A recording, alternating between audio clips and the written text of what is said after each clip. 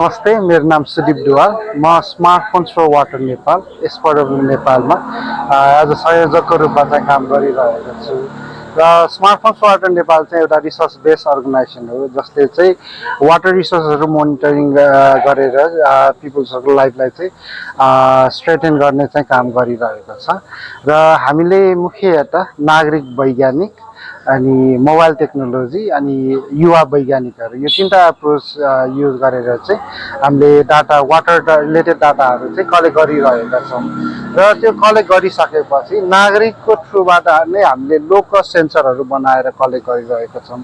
र त्यो कलेक्ट गरेको डाटाहरू हामीले सर्टेन एनालाइसिसहरू गरेर अथवा डिफ्रेन्ट पब्लिकेसनहरूमा पब्लिस गरेर अथवा हामीले वेबसाइटहरूमा नै त्यो डाटाहरू चाहिँ पब्लिस गरेर कम्युनिटीलाई एभाइलेबल गराइदिएर त्यो डाटाले चाहिँ अब पोलिसी इम्प्याक्टसम्म पनि हामीले काम गरिरहेको छौँ अहिलेलाई चाहिँ। अनि र सँगसँगै हामीसँग युवा वैज्ञानिकहरू पनि इन्भल्भ हुनु भइरहेको छ हाम्रो अर्गनाइजेसनमा, जसले चाहिँ सिटिजन साइन्टिस्टहरू जसलाई हामी नेपालीमा नागरिक वैज्ञानिकहरू भन्छौँ।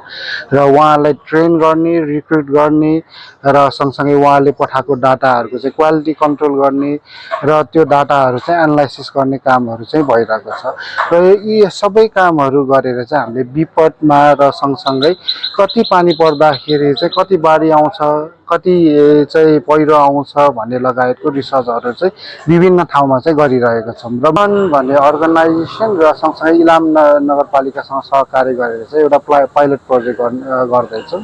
र इलाममा चाहिँ हामीले अहिले हरेक वडामा एउटा कस्ट इफेक्टिभ रेन गजहरू राखेर त्यही यताकै नागरिकलाई चाहिँ रेनफल मोनिटरिङ गराउन हामीले एउटा पाइलट प्रोजेक्ट गरिरहेको छ। र यी सबै डाटा चाहिँ पब्लिकबाटै आउने र पब्लिकबाटै सेयर गर्ने र रिसर्चहरूको लागि पनि युज हुने तरिकाले हामीले चाहिँ अहिले प्लान गरिरहेका छौँ।